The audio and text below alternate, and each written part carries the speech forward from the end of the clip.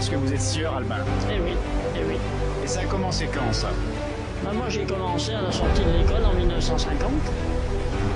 Vos parents étaient déjà sieurs. Mes parents, mes grands-parents, mon arrière-grand-père a construit la scierie. Les produits de transformation que vous obtenez? Ben, tout de A à Z, on commence par faire, on peut faire des voliges pour faire des lambris, des planches.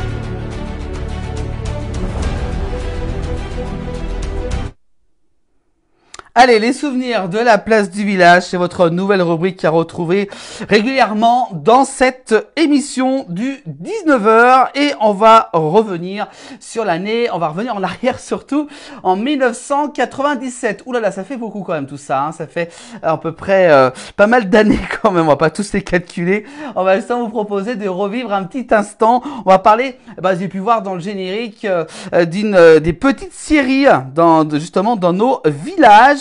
Il y en a beaucoup justement et on va justement retrouver à l'époque c'était Jean-Noël de Paris justement donc qui a réalisé ce reportage. On va donc aller du côté de Sétroux exactement. On va donc partir justement du côté du Chablais en Haute-Savoie avec Jean-Noël. C'était en 1997. Et oui, c'est pas d'aujourd'hui. Je vous propose justement de retrouver cet instant dans cette nouvelle rubrique, les souvenirs de la place du village. Regardez.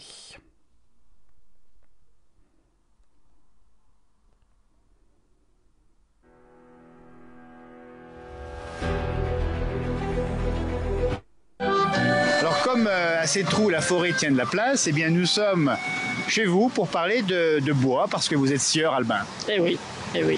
Et ça a commencé quand, ça? Ben, moi, j'ai commencé à la sortie de l'école en 1950. D'accord. Et vos parents étaient déjà sieurs? Mes parents, mes grands-parents, mon arrière-grand-père a construit la scierie vers 1860 et quelques. Plus d'un siècle d'existence. Eh oui. Autrefois, c'était bien sûr, on imagine, la scierie abattante. Oui, bien sûr, c'était une scierie abattante qui tournait avec une roue à aube. Il y avait deux scies, une de chaque côté de la roue à aube. C'était assez rudimentaire, mais enfin ça sciait quand même, ils arrivaient à faire des planches. Et vous vous en souvenez? Descentes surtout, non, moi je ne me souviens pas. Moi je me souviens d'une battante, mais déjà une battante plus récente. Hein. Mais avant, c'était des vieilles battantes, un système qu'on retrouve dans le folklore maintenant, ils en refont un petit peu. Des battantes où la bille passait à l'intérieur du cadre de la battante. C'était quelque chose de spécial, mais bon, ça faisait quand même des planches. Nous sommes à côté de la Drance de Sétroux, le torrent qui descend à côté, parce qu'effectivement l'énergie a longtemps été l'eau. Ben oui, les scieries étaient au bord de l'eau, puisqu'il fallait quelque chose pour faire tourner, et il n'y avait pas d'autre force motrice. Alors parlons un peu de ce métier de sieur ici à Sétroux, vous l'avez vu évoluer?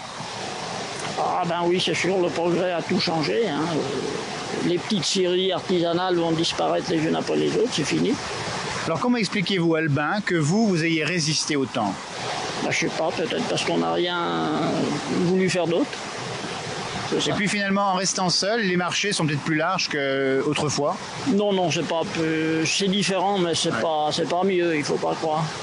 C'est plus facile pour acheter les arbres, mais c'est pas plus facile pour travailler parce que la clientèle est de plus en plus difficile, exigeante sur les délais, la qualité, les dimensions, tout change, tout évolue, c'est bien plus difficile.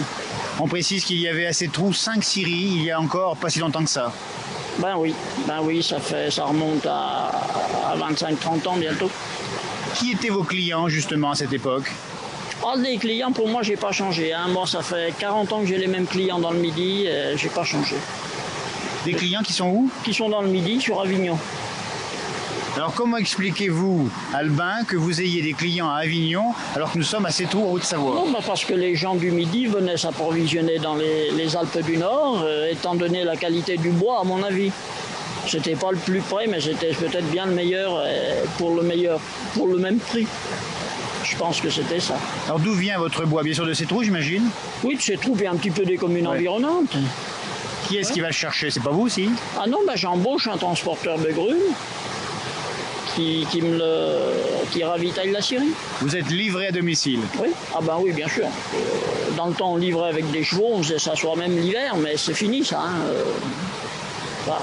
Alors vous transformez bien sûr ce bois. Alors quels sont les produits de transformation que vous obtenez?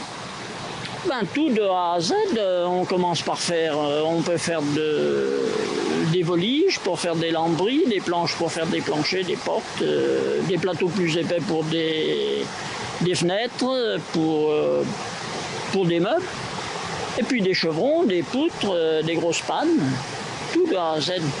Et le marché local, alors, il existe? Ben oui, il y a un petit marché local, mais c'est assez saisonnier. Bon, l'hiver, les gens ne peuvent pas travailler dans le bâtiment.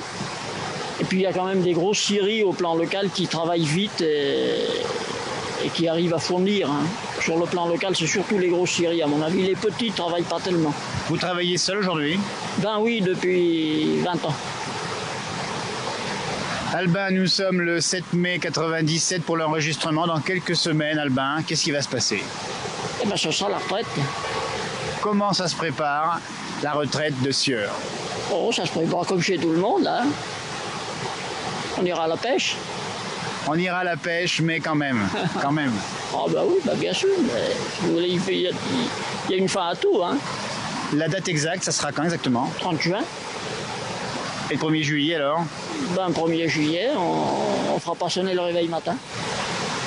Mais qui va travailler dans cette scierie après le 30 juin? Ah bon, moi je vais encore rester pour débarrasser un petit peu de bois de chauffage et de saleté qui vont traîner, puis peut-être me faire 2-3 poutres pour moi-même, mais je pense que j'ai un preneur, j'ai quelqu'un qui sera intéressé. Et ça vous fait plaisir, ça, hein? Ben oui, je pense que ce serait une bonne chose. Enfin, c'est encore pas définitif. Maintenir la scierie ici, c'est vrai que ça fait quand même plaisir à beaucoup de gens, et puis à vous en premier. Bon, mais ça rendra service, je pense, aux gens de la commune et puis des communes environnantes, puisque ça manque. Il y a beaucoup de communes qui n'ont plus de scierie du tout, et c'est sûr que ça faisait partie de la vie d'un petit patelin. Hein. Albin, merci de ce témoignage. On va vous souhaiter, ma foi, une bonne fin de carrière d'abord, et puis surtout une bonne retraite à partir du 1er juillet 97. Merci. Merci à vous en tout cas. Merci.